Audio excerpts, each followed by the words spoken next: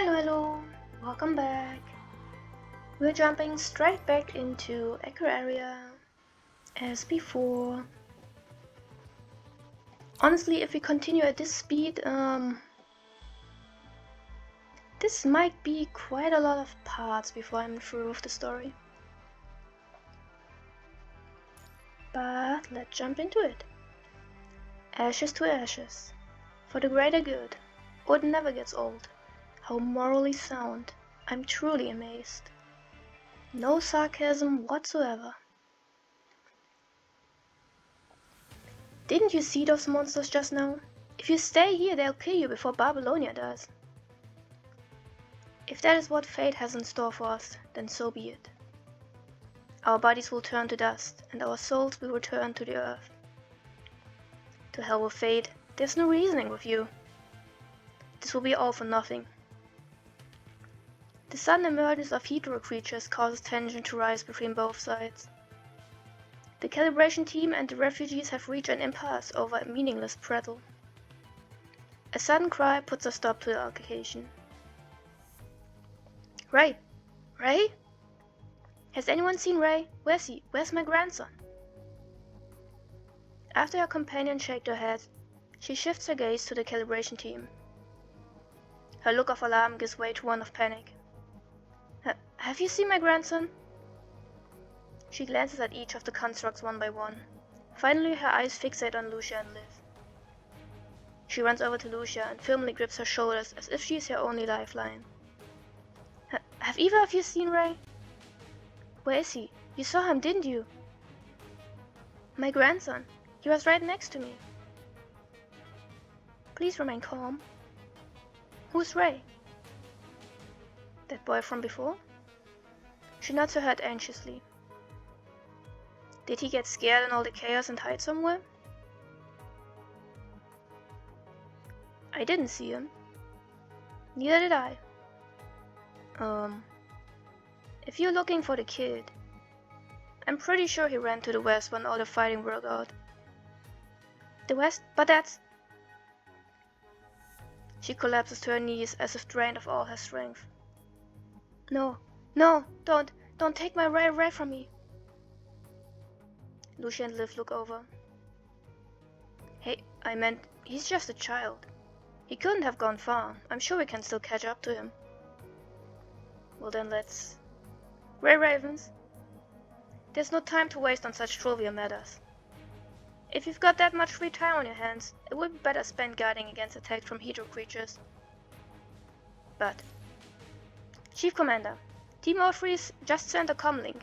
They have deployed the bit domain node. Good. What about the other teams? Team O2 and Team O5 were also attacked by hetero creatures, and the bit domain nodes were destroyed. No news from Team O4. Team O7 and Team O8 are still exploring the red-type periphery.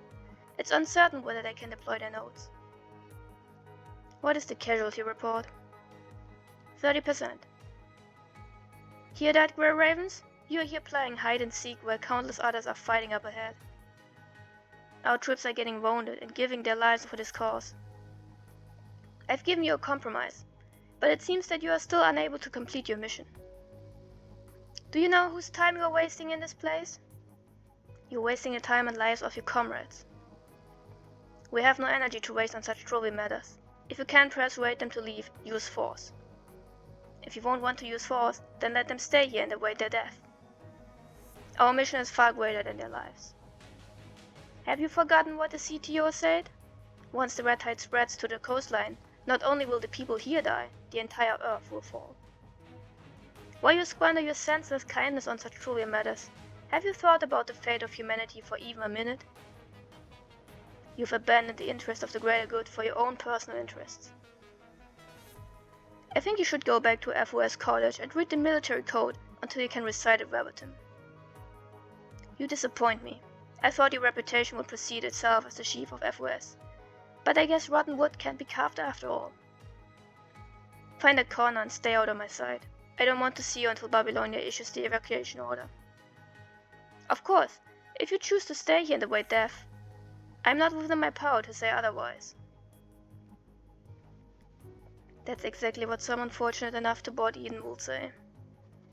For the greater good. How righteous. That never gets old. How morally sound. I am truly amazed. He turns his gun on his own compatriots while preaching about the greater good. Should you trample on our last wishes under the banner of righteousness now? Hans remains quiet and closes his eyes. Wang Shi looks at him and then glances over. He turns his back and folds his hands behind him. His eyes were empty as he looks out into the far west. Look at Wang Shi's folded hands. What is he doing? I don't know what we should do. I can understand why they don't want to leave this place. There must be something precious here that they don't want to give up. But I also understand why Chief Commander Hans has made this decision. He's considering the fate of humanity. Individual will versus the greater good? Why are we still forced to make binary choices between one or the other?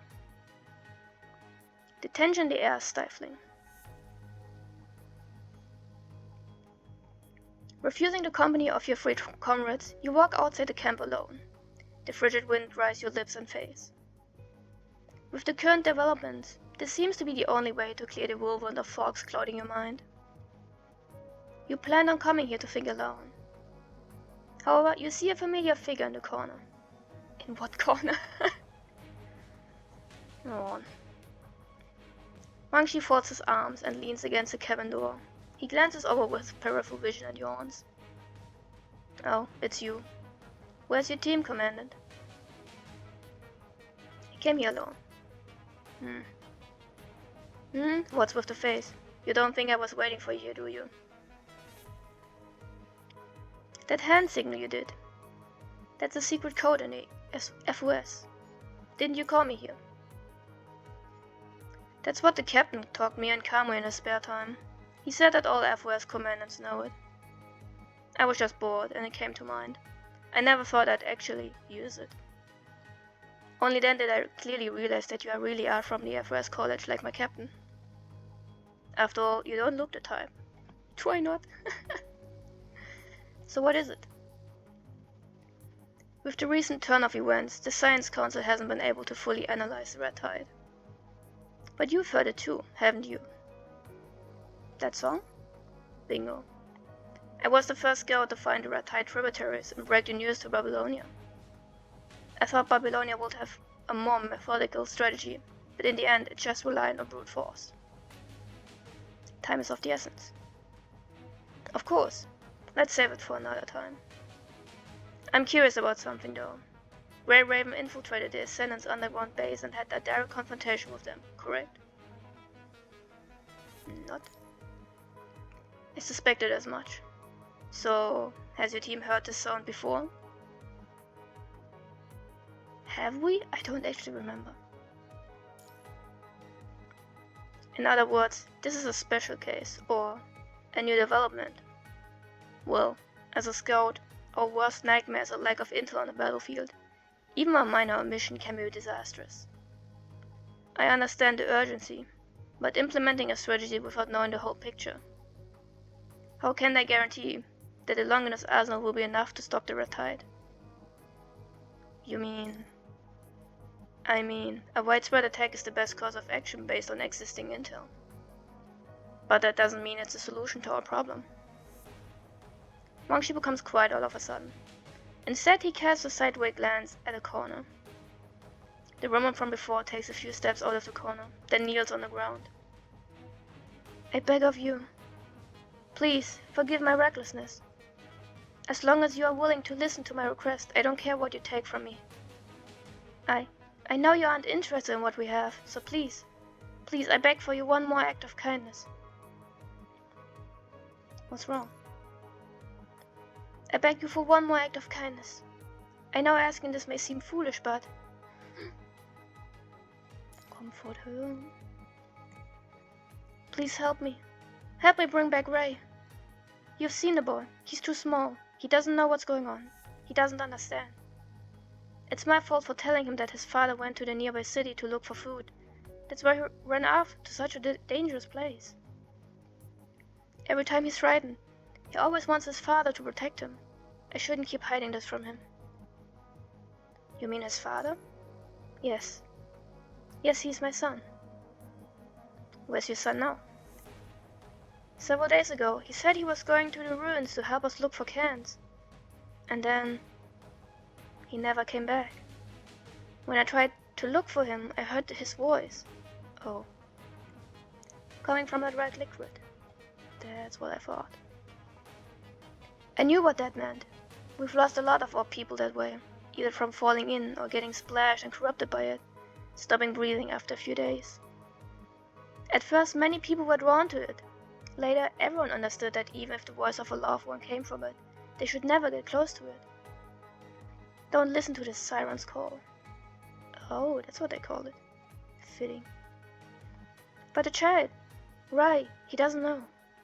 I don't have the heart to tell him that his father's already dead. Covering her face, you only hear her muffled cries of grief. After crying a short while, she gradually regains composure. I know our decision must seem ridiculous to us, but please help fulfill my last wish. Or at least let me be with Ray until the very end. I don't want to die alone here. I have nothing left. Nothing. Don't take Ray away from me too. Her tears turn to weeping in agony. I get it. Huh? Get what? This is why you brought me here, isn't it? I didn't say anything. You don't have to. I'm just a scout acting alone. Chief Commander Hans is my commanding officer. I'm free to act as I please until my captain issues the second phase of my orders. You know what this means, don't you? Yes. Your decisiveness is quite endearing. No wonder my captain thinks so fondly of you. But understand one thing. No one can guarantee what we are doing is right, or that everything will end happily ever after. No one will know how you put everything on the line. No one will thank you. You may even be court-martialed. Knowing this, do you still want to continue? Yes, let's go. Hey, you're hiding back there. Did you catch that? Your commandant gave the okay. Lee emerges from behind the tent. He stands there staring at you. Commandant, you mustn't. Unauthorized actions are equivalent to fleeing the battlefield. You will be labeled a defector for going rogue and, in a normal army, you could be executed on the spot. Not to mention putting yourself in danger. We don't have much time left. Once the last node is deployed, Babylonia won't wait to begin evacuation. Lee, believe me, if we don't hold on to this, you'll never be able to forgive yourself. If you put it that way, you can save everyone, but at least save those you can touch. Can't you just take it easy for a day?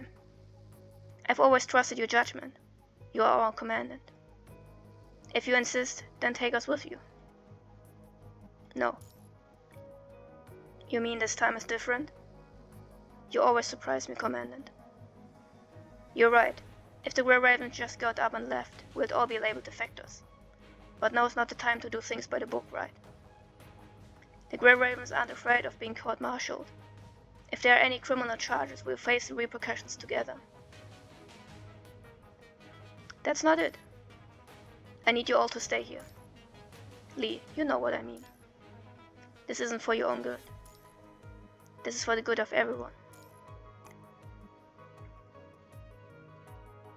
You want us to help maintain our forces and be ready to respond to any potential threat, correct? Understood. I inform Lucia and Liv. Return in one piece. We won't leave without you. The Grey Ravens will always be as one. Lee walks up to you and pats your shoulder heavily. Take this with you. Lee hands you a long black hexagonal needle and a comms device. Press the top to activate the node. I disassembled it and made some minor modifications. You just need to activate it. Take it with you. The comms device has been repaired, but the reception is unstable here. If it exceeds 30 kilometers, you won't be able to maintain a stable connection. Obviously, I hope you don't end up going that far. Lee, don't look at me like that's exactly what you plan on doing. Remember, we won't evacuate until you come back. And you. What's up? Our commandant. Wang Shi cuts off Lee mid-sentence. Yeah, I got it. Lee nods. Why are they two so perfect together? They just understand each other without communicating. Don't let anything happen to our commandant.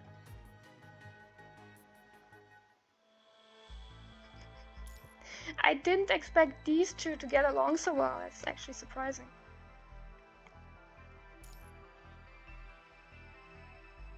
Oh.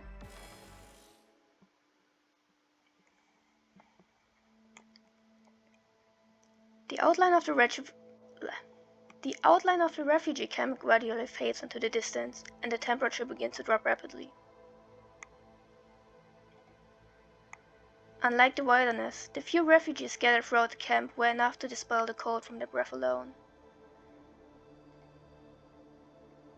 But now, the cold winds hold you in its frigid embrace. The heat from your breath condenses into a white fog. The thought of potentially freezing to death spurs you on as you follow the scout's white figure ahead. Onward, whatever. Wang Shi's familiarity with the surrounding terrain allows him to adeptly find the most efficient route for conserving strength, while also avoiding the red tide. That being said, the trek is still no easy feat for a human. Why didn't you put on a thermal suit? It's too heavy and hinders movement. Why are you willing to throw your life away for someone you just met? You really are something else. Let's stop for some water. I remember the terrain up ahead. As long as he didn't jump into the red tide, we should be right on him. Thank you. Don't mention it. You stop next to a rock formation and rest. Your intermittent daydreaming hasn't been acting up recently, has it? How could you tell? I used to be in the medical corps. I still got an eye for that sort of stuff. It happens frequently and without warning. The symptoms don't correspond to any disease I recall. What's wrong? Let's say nothing. Forget I asked. Not like I'm trying to prod you for anything. Anyway, I already know about your condition. I won't let it happen when everything is on the line again. Why did you bring me out here? Did you say all of that to me on purpose? Not just me. It's for Lee as well. Clever. I'm starting to see why my captain thinks of Grey Raven so highly. Wang Shi's dull expression suddenly turned sharp. His voice no longer carries the same apathetic tone. Correct. I could have easily found this child by myself. Constructs move faster without having to drag a human along. But you did anyway. Because I was curious. Curious about what caused the red tide and the evolution of the punishing virus. Even though you remain quiet, you can't help but think of that colossal nightmare. The Hedro creature known as Polyphagus, the same creature that nearly spelled doom for Grey Raven. This is a monster bred by the Ascendants, the Polyphag. It's similar to the rail heterozygotes we have encountered before. After preliminary analysis, we've determined that it's also driven by heterocore fragments. However, the situation is fundamentally different from that on Agdalec. Even though both are driven by heterocore fragments, the Polyphag is far more complex than the rail heterozygote. It's not a heterozygote, but rather a new type of punishing creature that simulates organisms on Earth through evolution. In other words, it's a hedro creature. Although there is no conclusive evidence, we reasonably suspect that the heterocore fragments within it not only serve as the power source for its own existence, but also triggers the red tide. But wouldn't that mean the red tide disappeared with it? Did it? Otherwise, the timing of the two would be too coincidental. It's about the battle with the Ascendants. Information on the polyphag has been released, but the fact that they contain Hydra core fragments is still top secret. Commandant, I hope that you can keep the events of what happened underground that day confidential. Of course, be sure to pass on this message to your team word for word.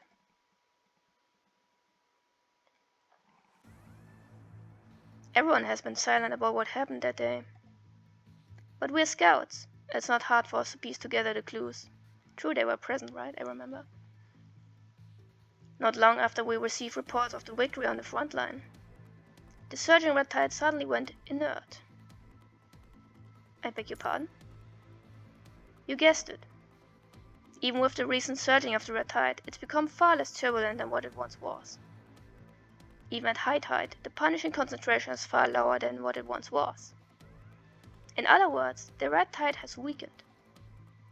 What did you do to cause this? Your vision fills with the image of the polyphag completely disintegrating among the radiant glow.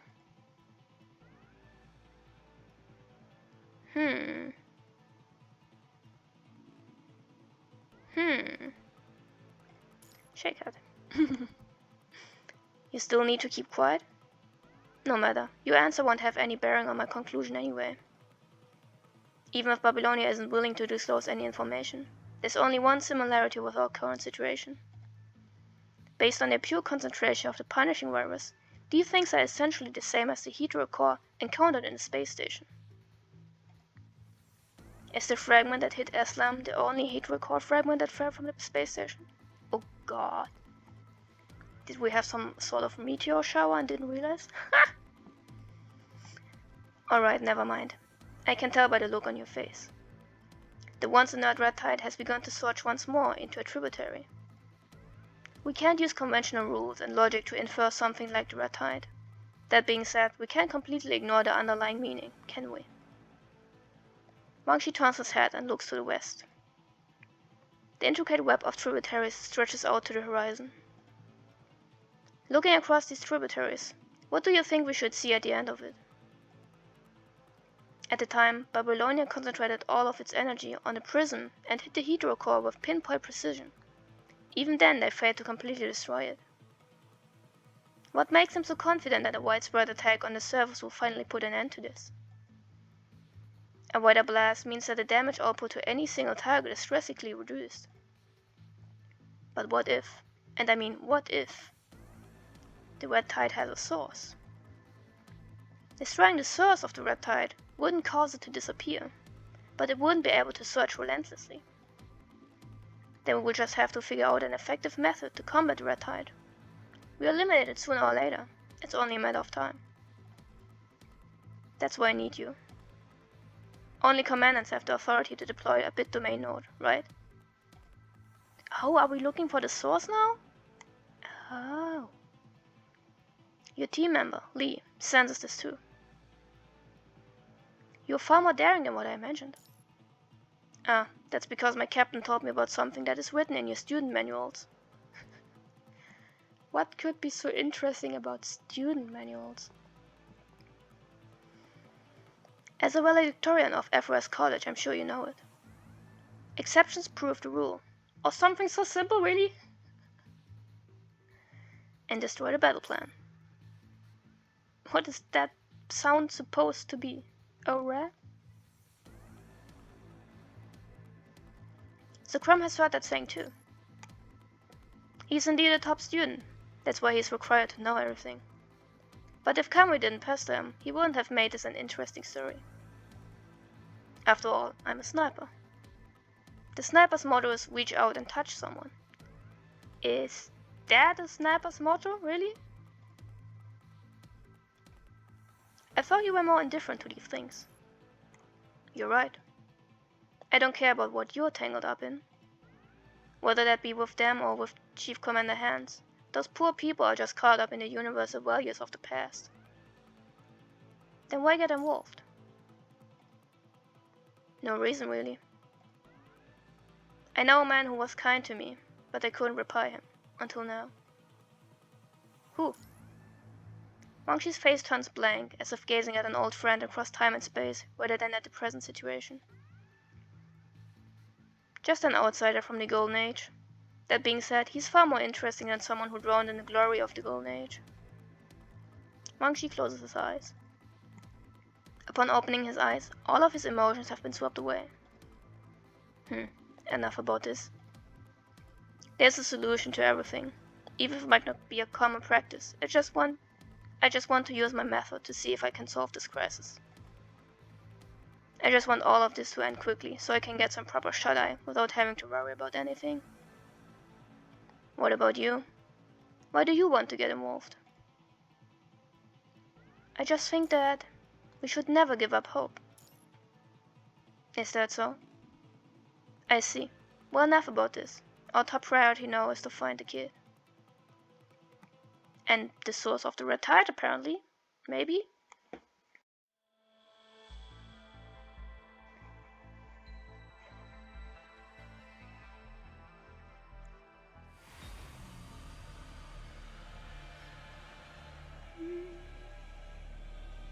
That kid should be nearby. Time to wake up and observe the environment. Rich and loud yawn. Oh no. That no good? The red tide will rise when the sound starts. Don't go in. Find somewhere to land in advance, then keep moving on as the sound stops or whatever. Those traces ahead.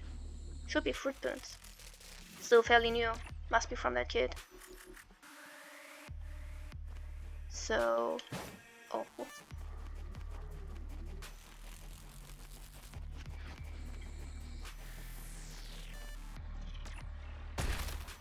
So how often is that going to happen? Wang Shi, really? Watch out.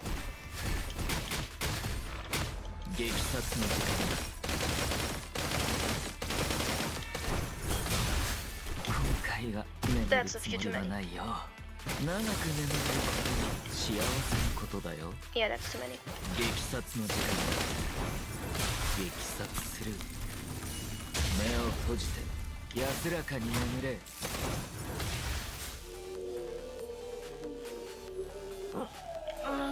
But where can I even go? Is the question. Where can I go? I don't know. You've been flooded by red tide. Yeah, where am I supposed to go? Question mark. Could you stop with the...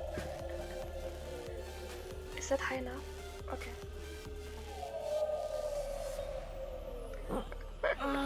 Also, Wang Shi just yawning every 5 seconds is not helping. It's gone. Continue with the operation. Yes. Why are you slowing down? There was nothing. Luckily the wind and tide haven't erased the footprints yet. I'm more surprised that the red tide haven't just swept it away the first second. This way. Yeah, I'm going. I'm going, Wang Shi. The traces are gone. Let's search around. There are 3 spots we can use to hide from the tide. Okay. So...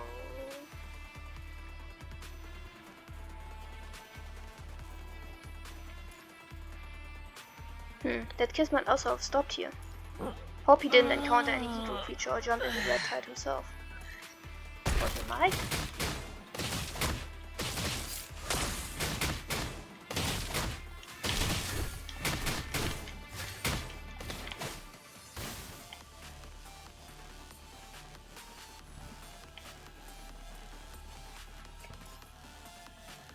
Something's not right. The rise and fall of the red tide have no pattern. How did that kid manage to avoid all the danger to get here? Good question. Ow, I'm going to die here. I am literally dead. I literally have 0 HP. How am I alive? I can actually heal myself from 0 HP. The red tide is right ahead. It's unlikely that he jumped in. I can see scratching marks on the ground. Why would he stand here for so long? Did he see anything? Or maybe he's dead? The traces are heading back to where they begin. He took a different route though. across a region where the red tide wasn't so prevalent. As if someone was guiding him. Whatever, it's not something we can worry about.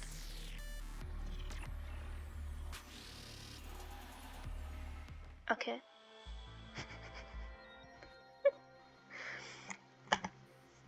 Looks like we don't need to waste our time here. The kid has already gone back. Has he? How would we not have noticed him though?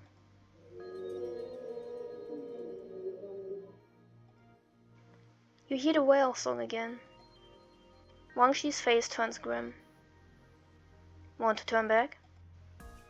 Of course not. If it's an organism, there must be a heart. That is a wrong conclusion. If it's a river, there must be a source. Also not necessarily, but whatever, I like that conclusion more. So before we reach the limit of our comms, contacting Lee? Looks like I don't have to remind you. Lee's hologram appears on the comms. He quickly glances at you and breathes a sigh of relief. Looks like you're okay. Briefly on the situation. Searching for the source of the red tide? Got it. I trust your judgment. I'll tell Lucia and live. I'm not sure how much time I can buy you. Come back as soon as possible before your protective device reaches its limit. Hey, Strikehawk. What's up? Our commandant. Once she cuts off me mid-sentence. Why? I feel like I've had this exact same conversation before. Yeah, I got it. Transmission over. Why? Okay, so let's go. Let's cross this area. Even if we don't know what awaits us there.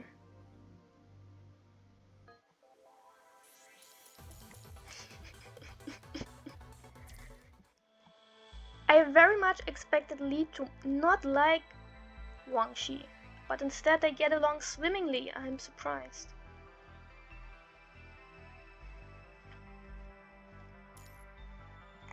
Voice of yesterday. Only from that lullaby could they feel the last bit of warmth from the past.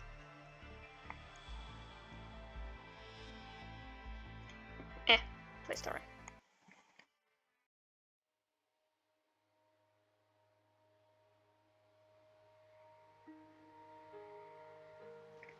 Before Ray began to understand the world around him, he had already forgotten his mother's face. From very early on, he was raised by his father and grandma. His grandma has always lived in the shadows of hatred. Okay, why? She says that the Punisher virus has taken everything from her. How did it exactly? I don't think he was born into this world and opened his eyes for the first time. He did not know. The world was already like this. But everyone always tells him that the world should not be like this. That machines should not attack humans. That those towering bulls used to be our homes. Towering buildings, maybe? Mankind had spread to every corner of the earth, conquered the highest mountain and reached the deepest trench. That's a lie. Or did they in the Golden Age?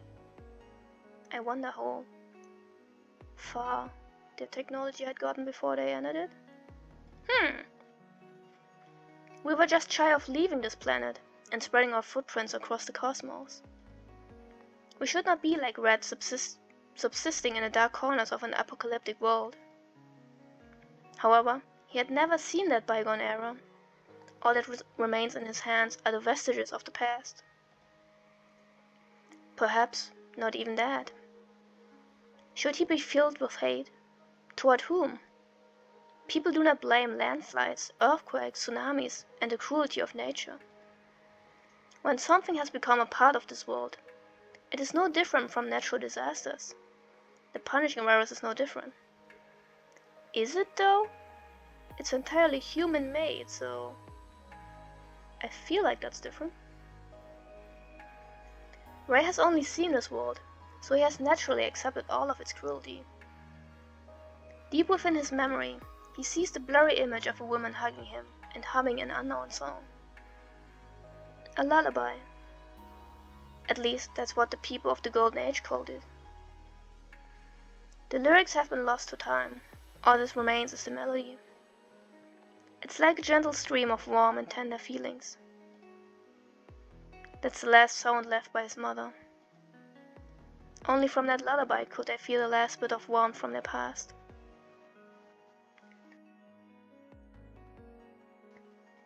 Daddy. Daddy, where are you? Daddy, I'm scared. Daddy. Oh no. Ray. Hearing the familiar voice, the boy hurries in the direction of the tide. The sound of waves is close at hand, as if within reach. But before the boy can get close to the river, a magnificent and loud sound masks his father's whispers. A slender female shadow looms above the red tide.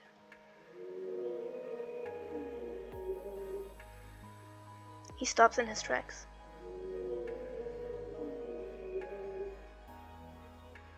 Hearing the words contained within the song, the boy bursts into tears. He can understand whale song? Lee, you're back. Where's the commandant? Gone. What do you mean, gone? Where did the commandant go? To search for the source of the red tide with the strike hawk. I can't let the commandant go alone. And with that she prepares to leave, only to be stopped by Lee. That won't be necessary. The commandant isn't alone. The strike hawk is there too. Wang Shi. That makes me feel a little better, but it's just the two of them. Lee, can you explain? The commandant wouldn't just leave without a reason. I want to know why. Lucia, Liv, the commandant orders us to wait here. Why? Aren't the Grey Ravens a team? And with the commandant's current state? The fact that Grey Ravens will always be a team is precisely why we are staying. Lucia, you were confused once too. I'm sure you trust the commandant's intuition. Lucia's concerns begin to subside. Because there are things that only we can do here. Because everyone else is here. Exactly. If we went with the commandant, we wouldn't be able to help if disaster strikes. Whether that be gathering everyone together, protecting them, or buying enough time for the commandant. Are you worried? Are you afraid of being court-martialed with the commandant? No, of course not. I'm just worried about the commandant's safety. But I trust the commandant's judgment. Same here. Let's use this time to do what the commandant wants us to do. Chief Commander Hans. You're Grey Raven? Correct. I'm the Grey Raven's technical support construct. If you have any issues, speak with your commandant instead of reporting directly to me. I hope the Grey Raven commandant talked you our proper chain of command. I know the proper chain of command, but special circumstances have left our commandant indisposed. Indisposed? What do you mean? The commandant has already left. Come again? The commandant has already left to find a child named Ray. When did the commandant leave? Not too long ago. I disassembled the functional part of our bit domain node and gave it to the commandant to be deployed. If I understand you correctly, the Grey Raven commandant is blatantly violating my orders, and you are an accessory to the commandant's disobedience? I don't think seeking a solution to our current predicament is in violation of your orders, sir. As far as I am concerned, you only came to tell me that you are going to be court-martialed together. No. Chief Commander, we came here hoping that you would reconsider the strike plan in favor of a precision strike that would wipe out the Red Tide and protect the refugees without the need to relocate them. If you have such a plan, I'm all ears. Not yet, but I specialize in problem solving. Chief Commander, please allow me to. Hans forcefully interrupts Lee. If that's the case, then quit wasting my time. You disappoint me. I was already perfectly clear with your commandant. Either they leave or die. There's no third option. Your only mission is to evacuate the refugees before Babylonia activates Longinus Arsenal. Unfortunately, your efforts have yet to yield results. A flurry of footsteps approaches, causing Lee and Hans to turn and look. Lucia and Liv bring the refugees to the field before Hans. 2 more constructs. Are you playing games with me, Grey Raven? Chief Commander, I beg you to listen to what the refugees have to say. They've already been loud and clear. They refuse to leave and want to await death. No, that's not it, sir. They're just sad, angry, helpless and desperate. Chief Commander, please pardon my audacity, but have you ever been betrayed? As a soldier, I'm sure you vehemently oppose betrayal. No honest man tolerates betrayal. What would you think if you and your comrades were surrounded on the battlefield, and the commander ruled that sacrificing your troops was beneficial to the war effort? I would not call it a betrayal. If sacrificing myself would lead to victory, I'd gladly die on the battlefield. Exactly. Every soldier in Babylonia is willing to sacrifice their life for a distant victory. That is how we are educated. That is why we understand that this is what we were born to do as soldiers. But what about civilians?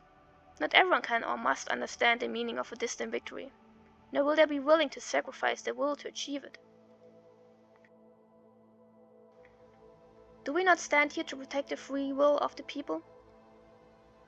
In the situation I just described, if your troops are protecting a group of people, and the commander orders them to be abandoned, what would you do? Would you abandon them and allow the enemy to kill the civilians you are protecting? Or would you order your troops to fight to the death? Soldiers must protect civilians. However, if they can fight to protect them and choose not to, that is betrayal. Quit trying to strawman me. The World Government Disaster Relief and Emergency Assistance Act should only apply to civilians of the world government. In doing so, you regard them as comrades, do you not? Chief Commander, take a look. These are the people under your protection. They are parents, spouses, children and siblings. They've done nothing wrong. But they have been met with disaster. They've only one small wish, which is to protect their home until the very end. The commander went to find a child out of sympathy for the child's crying grandmother. She can be saved just by reaching out with a helping hand. Enough. Give it a rest. You've already wasted enough of my time as is. This isn't the first time I've been in this situation. I've witnessed countless people during the Great Evacuation beyond my saving. At that time, the horizon was painted red by countless who perished.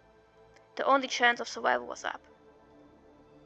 The laws of war are complex yet simple. All factors can be quantified into the addition and subtraction of effective strength. The first party to have their effective strength reduced to 0 will be declared the loser. We can think about feelings, but war will not, and neither will the piracy virus.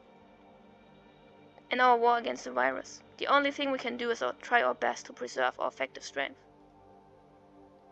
Some people call us hypocrites, but only those who survive are qualified to criticize hypocrisy. You see someone crying for their children in front of you, but if you don't stop the red tide from entering the ocean, millions more will cry for their children. Are you capable of protecting each and every one of them? Do you have the ability to save everyone every time you encounter a difficult choice? This is the first time you have been faced with such a choice, isn't it? And this won't be the last time. I guarantee you that.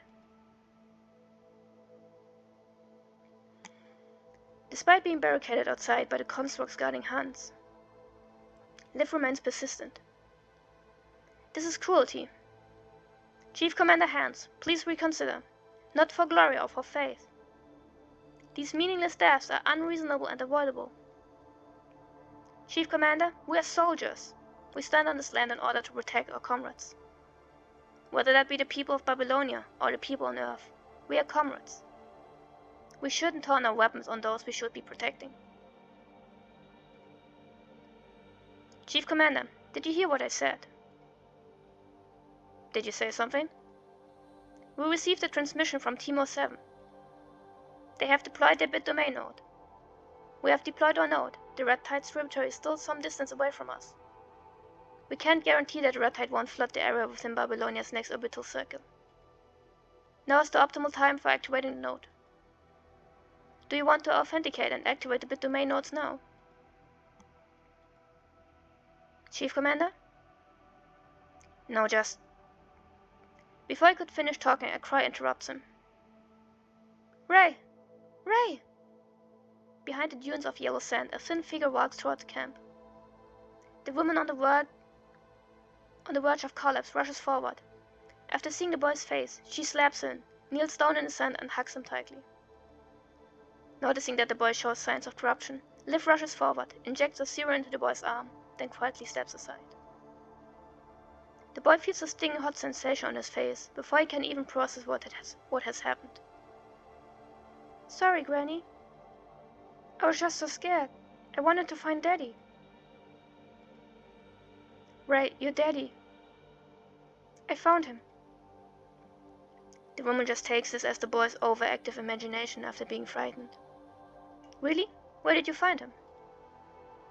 But so what? Now that it is over, there's no need to correct or shatter the boy's dream.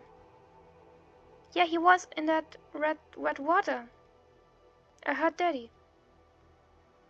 What did he say? He said, take care and live a long life. The woman's eyes open widely. She instantly recalls a memory long ago. Before all of the tragedies, the newborn child rests in her arms, so fragile but so full of hope. She kisses her baby on the forehead, then says the same thing to him. It all seemed like just yesterday.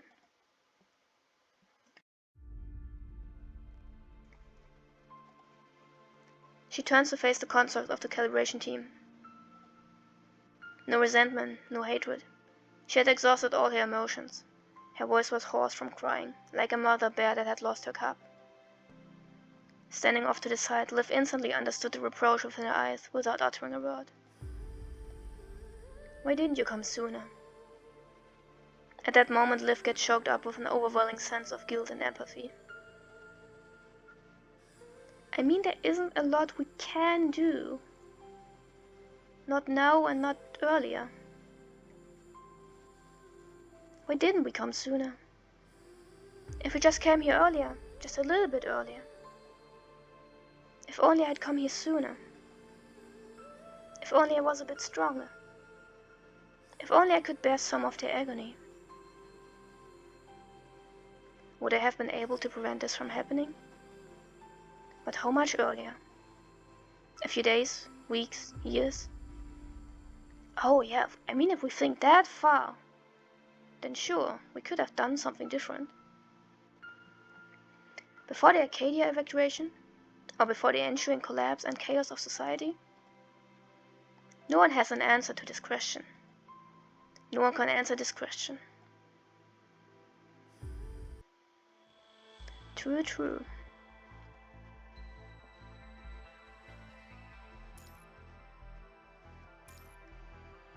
More Wang Shi?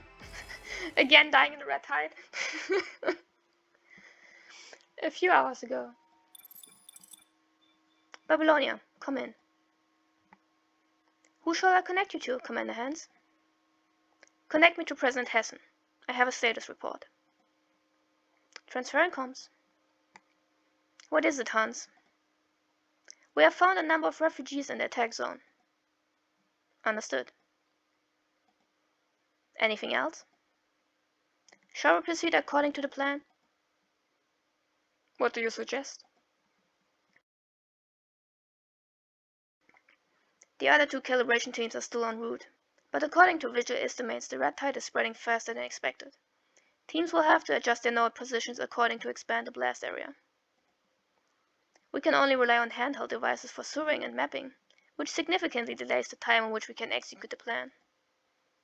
Considering the time required to change orbit and for Babylonia to charge their arsenal, combined with the terrain nearby and the mobility speed of the troops, it would take at least 10 hours to ensure that all nodes are deployed. By that time, the red tide will inevitably spread to an area less than 10 kilometers away from the refugee camp. To be on the safe side, I don't suggest relocating the nodes. Otherwise, I can't guarantee that the attack range will completely cover the red tide. We have issued an emergency evacuation order to the refugees, but they are unwilling to vacate the area. How do you wish to proceed? Although the world government parliament has been relocated to space with the Eden-class Babylonia, the people on the surface are still our comrades. We are all citizens of the world government. Citizens must fulfill their basic obligations, including cooperating with the army in emergency asylum. According to the instructions of Article 21 of the World Government Disaster Relief and Emergency Assistance Act, if civilians are found while executing a mission, they must be notified and evacuated to safety. Unfortunately, it appears that they are unwilling to evacuate. According to the instructions of Article 22 of the World Government Disaster Relief and Emergency Assistance Act, if civilians insist on remaining within the boundaries of an operation, military forces are authorized to forcefully remove all civilians. You know quite well. I have committed all of the rules and regulations to memory, even if they are no longer applicable in this era. Please allow me to evacuate these refugees under the pretense of successfully deploying domain nodes, with or without force. Request granted. Evacuate the civilians by any means necessary. But remember, Babylonia will only initiate the attack once node deployment has been authenticated, regardless if the evacuation is a success or not. We have only one chance. This is for all of humanity. Understood. Any other issues? No, sir. Report complete, Mr. President. Wait. What is it, Mr. President? Hans, you experienced the great evacuation firsthand. You're one of the most experienced soldiers in active service. You should know why I entrusted you to be the commander of this operation instead of handing over the task to the younger generation. For example, the up-and-coming Grey Raven commandant. I don't, Mr. President. My duty is to obey orders. Soldiers don't need to speculate on any factors other than their mission. Is that really how you feel, Hans? A soldier is not only a member of the army, but also a member of humanity. Young soldiers tend to forget the former due to the latter. Only after refining themselves over a lengthy military career will they steal the judgment. So you have tasked me with this mission because I have the necessary experience and you trust my judgment. Not only that. Judgment entails responsibility. When passing judgment, you must bear the full weight of its consequences. Night is too heavy for the dawn of a new era. I don't doubt their fearlessness in the fight against the corrupted, but they have yet awakened to a higher calling. Yes, I understand. The responsibility of generation should not fall on the next generation. The atrocities committed by our generation should not be repaid by future generations. Hans, I know the cruelty I ask of you, but the blood of the youth has not been cooled over many long years. Such is the same for their passion. I don't want them to lose this passion so early. So I must play the judge, and you the executioner. As you wish, Mr. President. When I accepted my appointment, I was ready for the worst. The current situation is within my expectations. Moreover, I didn't think I would have a chance to return to the surface ever again. Thank you for giving me this opportunity. Such gratitude is unnecessary. Humanity may have emotions, but the universe does not. Babylonia is the scale that balances the past and future of humanity. The fulcrum between the two is a steel wire hanging over the abyss. We are the people who walk the steel wire. Hans, I'm sure you know what to do. I know what to do? Is it almost time? Yes, Chief Commander. Almost ready. Do you want to authenticate and activate the bit domain nodes now? Wait. Chief Commander? I asked the other two teams to verify that the domain nodes are functioning properly. After the second verification, I can safely activate the nodes and request Babylonia to launch the attack. Roger. After walking for who knows how long, you have lost all feeling in your legs. At first you could still maintain contact with Lee, but after crossing a certain node, even your comms are now completely cut off. The desolate desert outstretches in a monotonous and dreary expanse toward the horizon.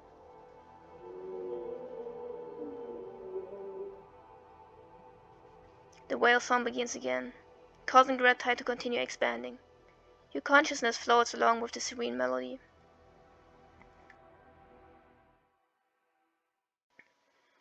What else have we discussed? Let me see. Alright, have you heard what whales sound like? I don't know why she's crazy about them. But she is, apparently. Ayla, do you think there's still whales on Earth? I only read about them in books. Apparently they are the largest mammal on Earth. How big of a pool would you need to accommodate such a beautiful creation? Please don't. Please just don't.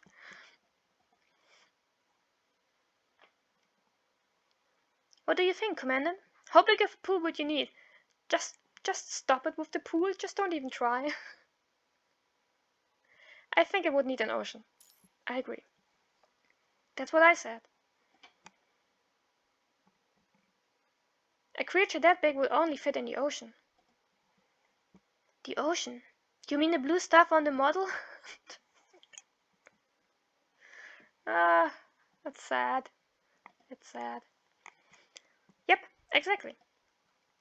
Water on Earth is blue? Depends. Very much depends. Why is the water in Babylonia colorless? What turned it into such a beautiful color on the surface? Why is the water in Babylonia colorless? What turned it into such a beautiful color on the surface? Ayla calmly repeats the question posed by her unnamed friend. In an instant, you feel transported across time and space as you talk to the revealed girl in the depths of time.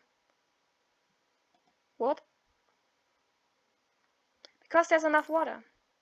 It absorbs low-frequency light. It reflects high-frequency light. That's why there's blue. That's quite a rational answer. If she heard it, I'm sure she would be disappointed. Luckily, that's not what I said. I don't know why, but it's not important. Alright, enough about that. Back to whales. If that's the case, whales are the bards of the ocean. Their voices must be far-reaching and long-lasting since the ocean is so vast. Must be lonely not getting a response.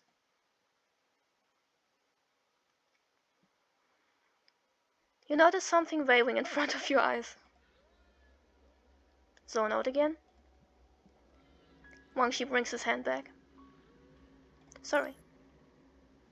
You were out for quite some time. I was just thinking about something that happened a long time ago. You hear the whale song again.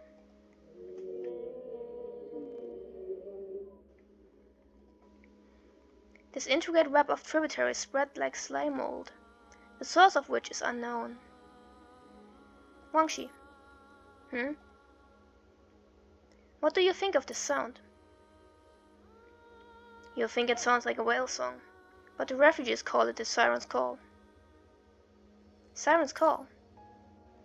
Documents left over from the Golden Age say that sirens were monsters that lived in the ocean who lured sailors with songs. Sailors would become entranced by their songs and crash their ships into the reefs. It's not difficult to understand why it's garnered such a negative reputation. After all, the sound and red tide coincided with death.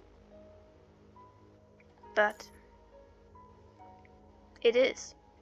It's bound to the red tide, so we can always rely on the sound to predict the rise and fall of the red tide.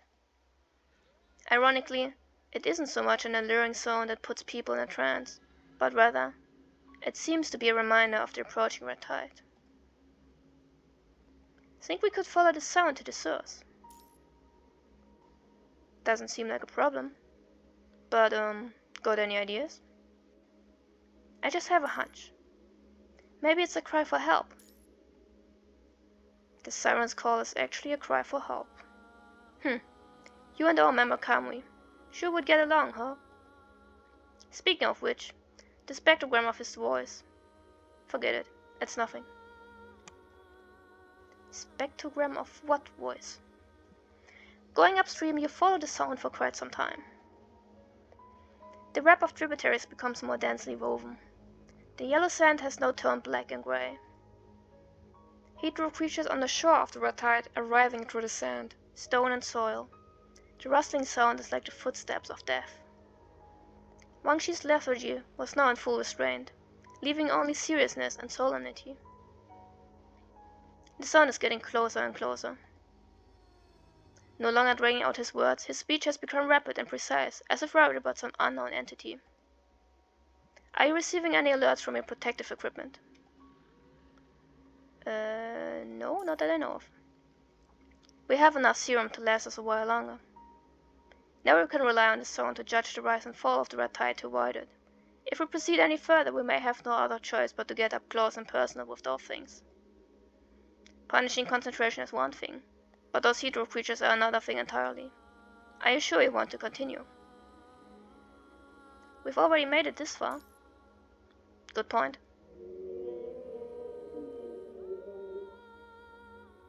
How far away are we now? Over 30 kilometers? You hear the sound again. A whale must be lonely if it doesn't get a response. This was the only thing going through her mind. Hard to imagine, huh? You think whales get lonely? Why are you thinking about that too? I didn't think the Grey Raven commandant was so romantic. I asked her the same thing. Do you think whales get lonely? I think they get really lonely. Then she sang me a song. She has always been like this. Once she has inspiration, she will practice it immediately. I saved the recording. Wanna hear it? Not. Ayla activates the terminal. You hear someone singing an adagio aria. This is the most beautiful sound you have ever heard. The tone ebbs and flows as it rises higher. Suddenly a vast ocean seems to appear before your very eyes. The female voice does not fully imitate the sound of a real whale, but conveys the same expression in the melody. A lonely blue whale is swinging its tail fin and cruising the sea. It sings again and again. The song echoes throughout the ocean depths, but there is no response. Echo? Aria? I think we got to the title of this chapter. The singing stopped, but the song had no ending, because the lonely whale never found its herd. Sounds like the song isn't finished. You're right. She said that she hadn't thought of an ending yet because she hasn't seen the ocean with her own eyes. She'll write the second half of the song when she sees the real ocean. That's what she said, at least.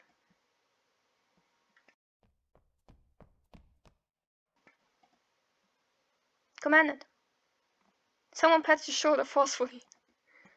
You return to your senses and look around. Only then do you realize that you have entered a hostile area. You just started sprinting for some reason. I thought you were going to jump into the red tide. What the hell is... The sound interrupts Wang Shi. Unlike before, you hear the sound nearby.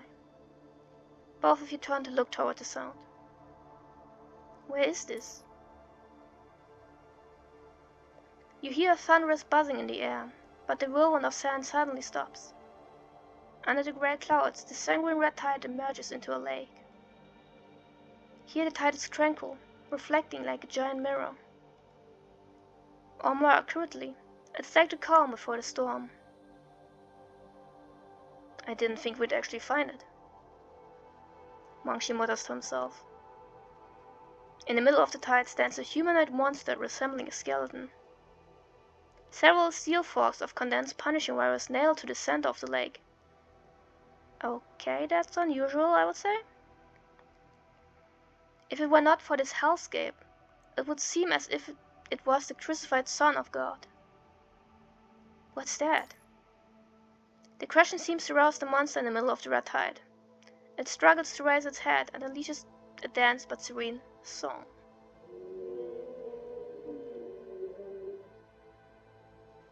This was the siren's call that you had been hearing. Then it suddenly turns its head and looks this way.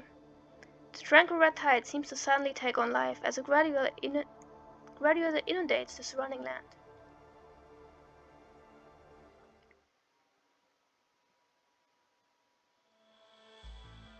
Was this a battle mission? I don't even remember.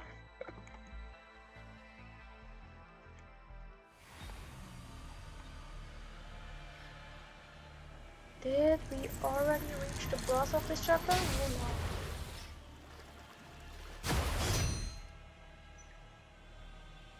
Sure. Punishing virus is forming its body. Is that a new Hydro creature? The red tide is rising. The invert device won't last too long. We better finish this off soon. Sure!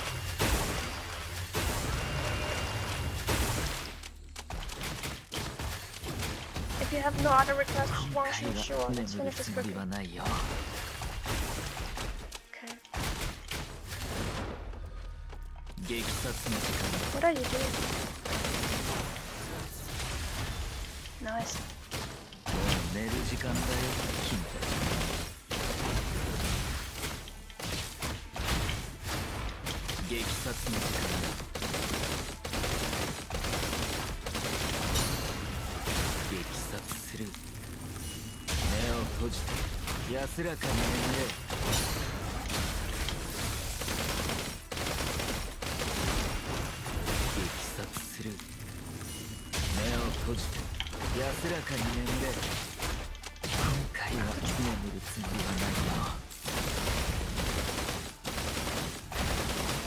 That's not where I'm standing, but that's fine.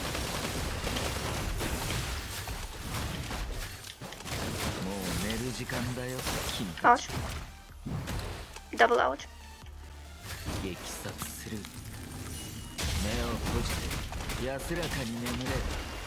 Oh god.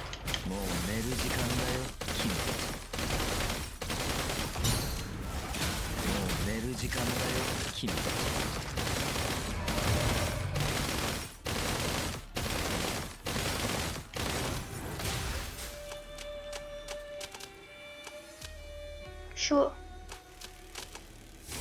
Give us a solo, why not? Is it over? If you have to ask that, it's probably not over. Stop yawning. My god, Wangshi.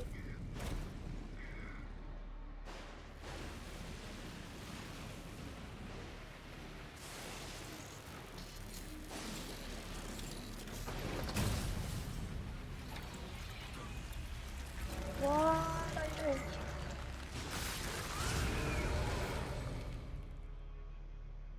You have a sword now. Are you happy? Oh god. Oh my god.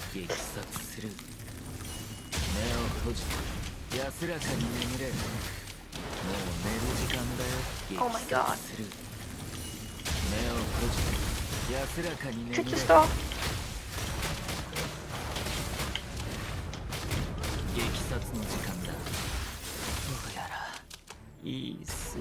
Well.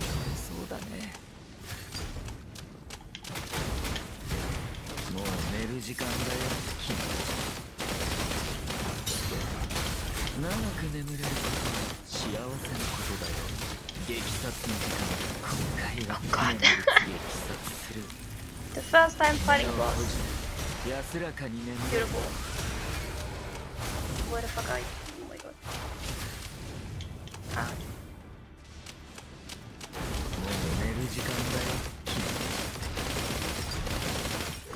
Oh my god. So bad.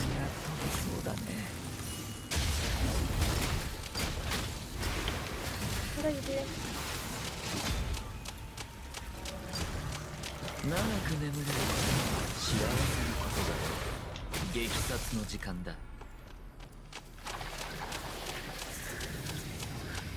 Cool. Oh, okay.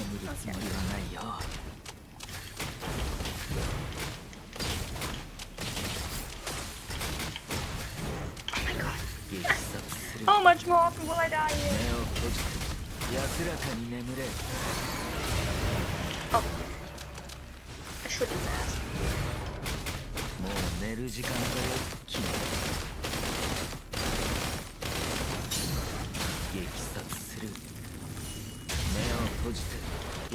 Why are you so creepy? Stop.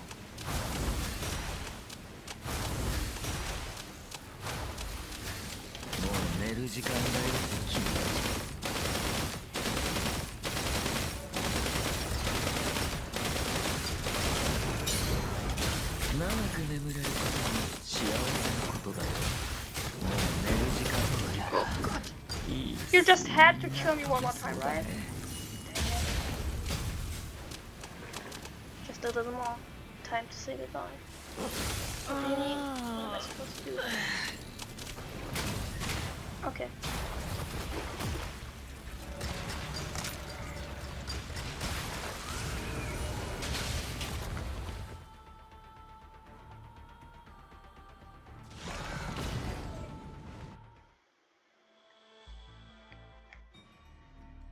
Fall.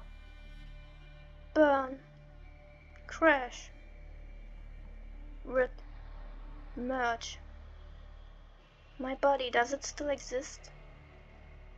That I do not know.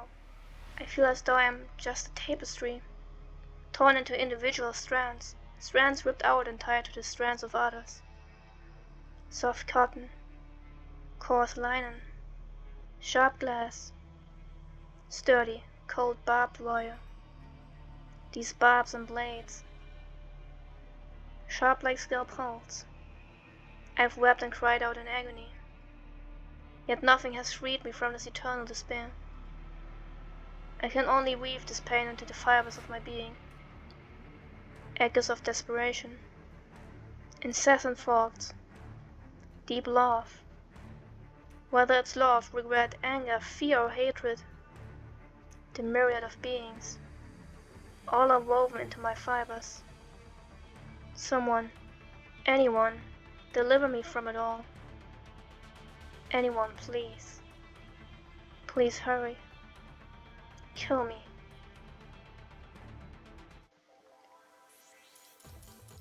The siren wants to die.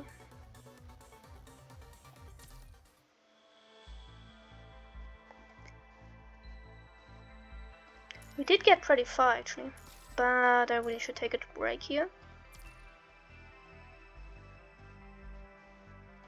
But we will continue soon enough.